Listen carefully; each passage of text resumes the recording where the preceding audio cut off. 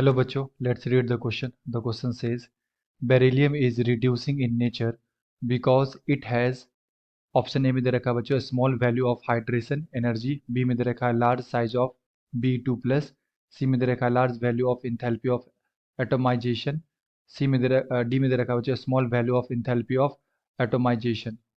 Okay, तो हमें बताना बच्चों इसका करेक्ट आंसर क्या होगा। सो फर्स्ट ऑफ ऑल बात करते हैं बच्चों यहाँ पे की कॉन्सेप्ट। तो बेसिकली ये क्वेश्चन आया बच्चों रिड्यूसिंग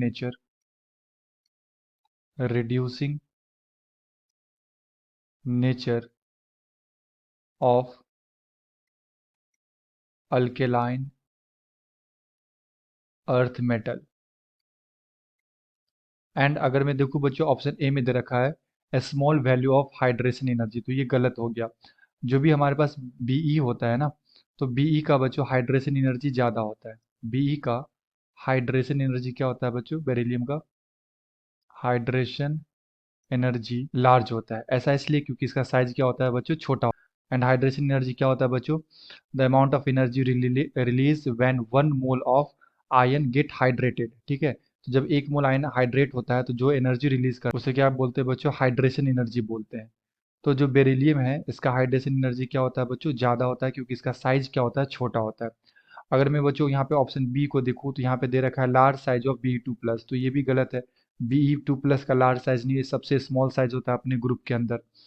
ऑप्शन सी में दे रखा है बच्चों large value of enthalpy of atomization. तो यस, ये जो इंथैल्पी ऑफ एटोमाइजेशन होता है बच्चों, ये बेसिकली क्या होता है, enthalpy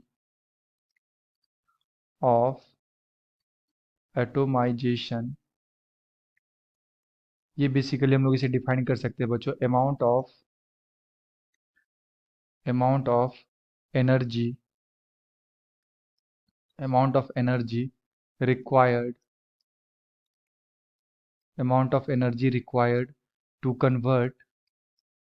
to convert 1 mole of metal atom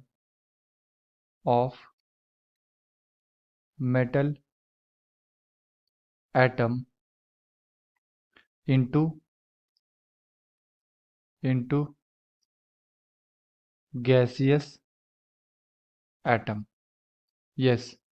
So what is enthalpy of atomization? Amount of energy required to convert 1 mole of metal atom into gaseous atom।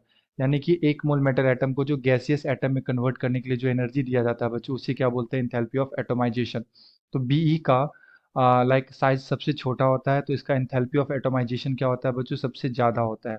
ठीक है, तो large value of enthalpy of atomization. और जब इसको ज़्यादा energy देंगे तब क्या होगा, इलेक्ट्रॉन को ये रिलीज करेगा। ठीक है, और ताकि दूसरे जो सब्सटेंस है उसको क्या कर सके, रिड्यूस कर सके, अपना रिड्यूसिंग नेचर दिखा सके।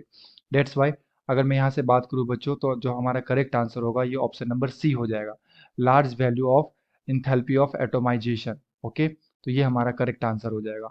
I hope you will be understood it well. Best of luck, thank you.